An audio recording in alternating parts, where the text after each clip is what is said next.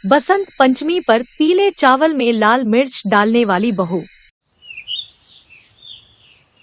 नागपुर का एक बड़ा घर जहां रहता था त्रिपाठी परिवार। त्रिपाठी परिवार की दो बहुएं थी। बड़ी बहू यानी कि जेठानी सुलोचना, जो कि अपने नाम की तरह ही एकदम सीधी सादी, संस्कारी और हर काम दिल से करने वाली थी, इसलिए उसकी सास को भी वो बड़ी पसंद थी। जबकि उसकी देवरानी यानी घर की छोटी बहू उससे एकदम ही अलग और सुंदर, मीठा बोलने वाली, लेकिन स्वभाव की बेहद ही चालाक थी। एक रोज, आज तो काम करने का बिल्कुल भी मन नहीं है, ऐसा मन करे कुछ देर और बिस्तर पर सोई रहूं। ऐसा सोचकर रागिनी चादर तान कर सो जाती है और कुछ देर बाद, अरे बड़ी बहू, तू अभी रसोई में अकेले ही काम कर रही है, ये छोटी बहू उठी नहीं क्या अभी तक? हो सकता है उठ गई हो माँ जी, लेकिन अभी बाहर नहीं आई हो। कमरे से बाहर नहीं आई, सुबह के 9 बज रहे हैं। छोटी बहू, ओ छोटी बहू। अब जैसे ही अपनी सास की आवाज रागिनी के कानों में गूंजती है, वो झट से सोकर उठ जाती है। अरे बाप रे, लगता है माँ जी आ रही हैं। रागिनी झट से उठकर अपने कमरे में खड़ी हो जाती है, फिर अपनी कमर में बाम लगाने लगती है। हाय रे, मर गई रे, मर गई। अरे बहू, ये सब क्या है, करा क्यों रही है?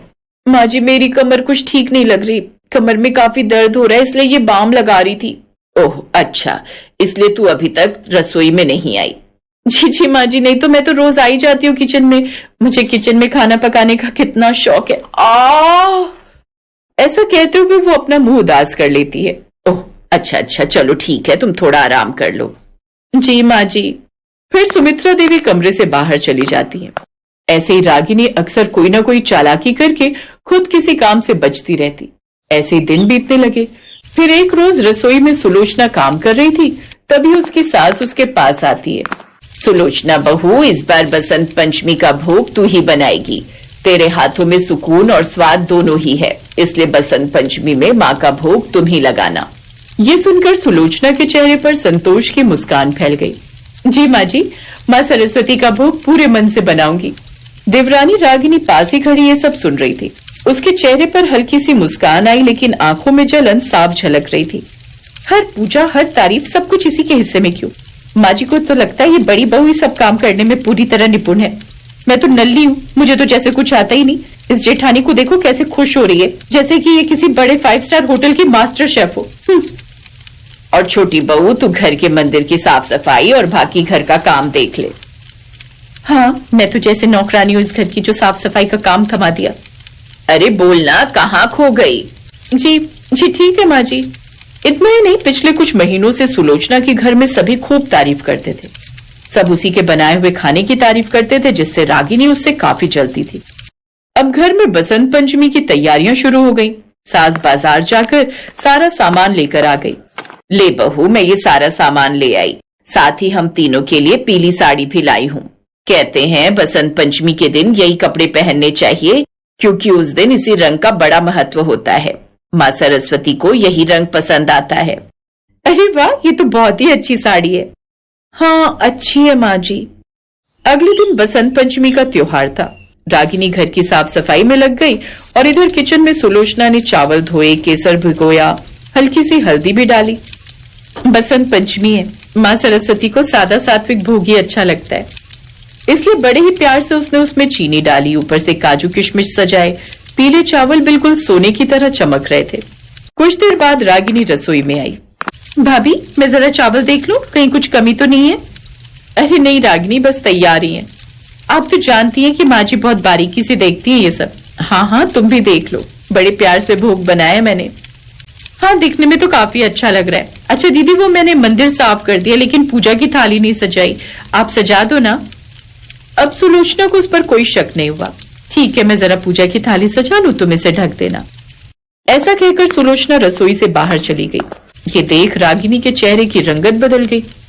उसने मसालेदानी खोली और उसमें रखी लाल मिर्च पाउडर पर उसकी नजर टिक गई। आज इसकी तारीफ नहीं, बदनामी होगी। बड़ा शौक है ना जेठानी को अपनी तारीफ सुनने का। अब उसने चम्मच से मिर्च उठाई और पीले चावल में मिला दी, फिर अच्छे से चला दिया ताकि मिर्च दिखे नहीं। ऊपर से काजू किशमिश उसने दोबारा सजा दी। अब देखती हूँ माँ सरस्वती के भोग में मिर्च देखकर माँ जी सबको खूब बातें सुनाएंगी। इसके बाद पूरे परिवार ने पीले कपड़े पहने, माँ सरस्वती की प्रतिमा के सामने दीप जलाए। सुलोचना भोग की थाली लेकर आई। सबने मिलकर साथ में सरस्वती माँ की वंदना की। उन्होंने भोग लगाया। कुछ देर बाद आरती हुई। फिर पूजा के बाद सबने प्रसाद लिया। सास ने पहला कौर मुंह में डाला। उसे मुंह में डालते ही वो चुप हो गई। ये क्या है? ओहो, कितनी मिर्ची है इसमें तो। ये पीले चावल हैं या मिर्ची? ये सुनकर सुलोचना का चेहरा सफेद पड़ गया। नहीं, मैंने तो मिर्च डाली ही नहीं। ये सब देखकर रागिनी अंदर ही अंदर मुस्कुरा रही थी। फिर रागिनी ने तुरंत मासूमियत का नकाब पहन लिया। दीदी, अगर कोई भूल चूक हो गई है तो कोई बात नहीं, आप माफी मांग लो। बसंत पंचमी के भोग में ऐसी लापरवाही, ये तो घोर अनर्थ हो गया। ये सुनकर सुलोचना की आंखों में आंसू आ गए। माँ जी, मैंने पूरे मन से बनाया था, मुझे नहीं पता ये कैसे हो गया। ये मिर्च वाले चावल आखिर कैसे बन गए? सभी सुलोचना को भला बुरा कह रहे थे कि तभी छोटा बेटा रोहन बोला, दादी, आप मम्मी को मत डांटो। इसमें मम्मी की कोई गलती नहीं है। मैंने उसमें चाची को मिर्च डालते देखा था। ये सुनकर पूरा घर सन्न रह गया। नहीं, ये बच्चा झूठ बोल रहा है। नहीं, ऐसा हो ही नहीं सकता। नहीं दादी, मम्मी बाहर गई थी, तब चाची ने डाली थी। अब रागिनी का सर झुक गया। फिर सास ने गुस्से भरी नजर से रागिनी को देखा। रागिनी, सच बता, ये जो बोल रहा है सही बोल रहा है? माँ जी, वो मुझसे गलती हो गई। तूने माता रानी के भोग के साथ कितना गलत किया।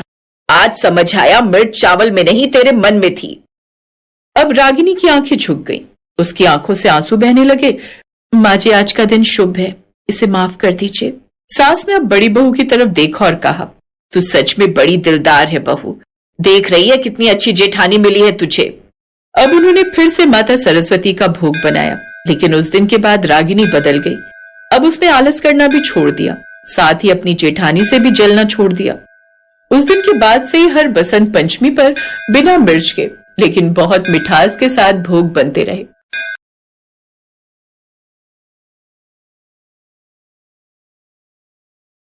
गर्मी की दोपहर और रविवार का दिन। कुकर की 2 सीटी बजते ही रेखा ने बंटी को आवाज लगाई। बंटी, ओ बंटी, आजा, खाना खा ले, बन गया है। तभी ससुर जी भी आ गए। उनके हाथ में दही और बूंदी का पैकेट था।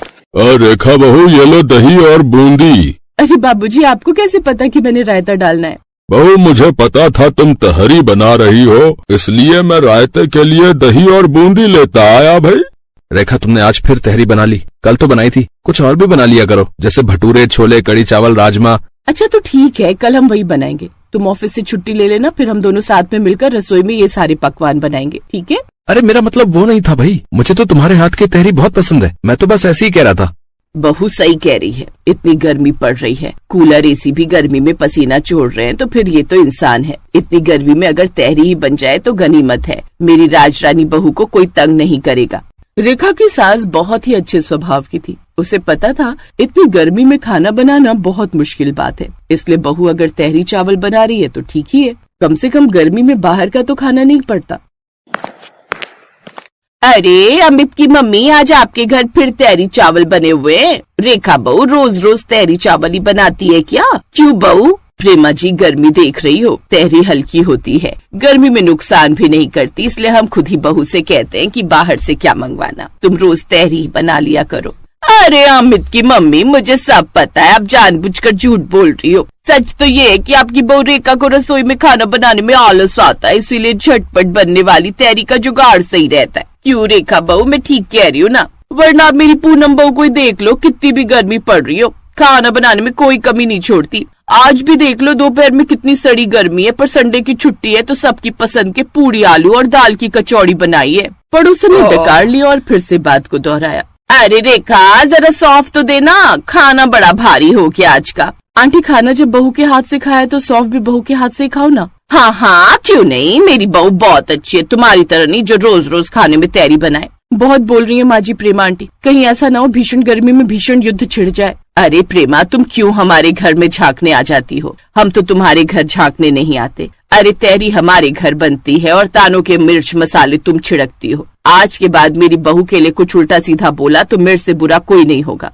अरे किससे सुना रही हो? अमित की मम्मी, जा रही हूँ मैं। और हाँ, आज के बाद तुम्हारे घर में रोज तैयारी बने या तेरा, हमें क्या मतलब। चलो रोज रोज की छुट्टी हुई। सही कह रहे हो पापा। वैसे मुझे नहीं लगता कि अब प्रेमा आंटी रेखा या मम्मी से फिर पंगा लेंगी। उस दिन के बाद प्रेमा आंटी थोड़ा चुप हो गई। अब गर्मी बढ़ती जा रही थी, इसलिए रेखा की रसोई में खाना बनाने की स्पीड कम होती जा रही थी। घर में सब लोग रेखा को बहुत सपोर्ट करते थे, इसलिए तहरी के साथ कॉम्प्रोमाइज कर लेते थे। पर पड़ोसन प्रेमा आंटी की ताना देने की हरकतें फिर से शुरू हो गई। अरे भैया, सब्जी वाले आलू कैसे दिए? माताजी 20 रुपए किलो। अरे सुजाता जी, आप क्या बना रही हो आज? मैं तो करेले बना रही हूँ, बच्चों का करेले खाने का बड़ा मन है। मैं भी आज भिंडी बनाने वाली हूँ। वैसे हमारे घर में तो सब कुछ खा लेते हैं, बस तहरी को छोड़कर। तहरी वही ना जो आलू प्याज टमाटर डालकर पीले पीले चावल बनते हैं, कुकर में 2 सीटी लगाओ और तैयार हो जाती है। हमारे घर पहले बना करती थी, पर अब कोई नहीं खाता, सब अपनी अपनी पसंद का खाते हैं। वही तो, मेरे घर में भी यही है। मैं भी तहरी नहीं बनवाती अपनी बहू से। मैं तो पीली तहरी देख लूं तो मेरी आंखें पीली हो जाती। पर कुछ लोग ऐसे हैं जिनके घरों में सुबह शाम रोज रोज बस खाने में तहरी बनती है। अच्छा, भला ऐसा कौन सा घर है जहाँ पर रोज रोज खाने में तहरी बनती है? आपको नहीं पता?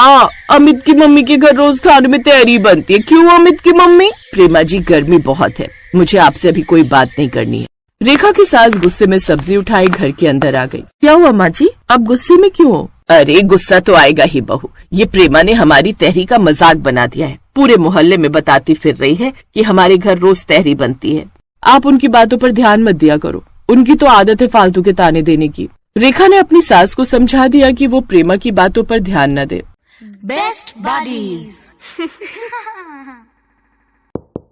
Hello friends, thanks for watching this video.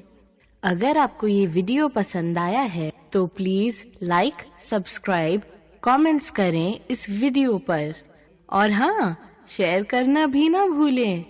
और भी मजेदार वीडियो देखने के लिए नीचे दिए गए बेल आइकॉन को दबाएं।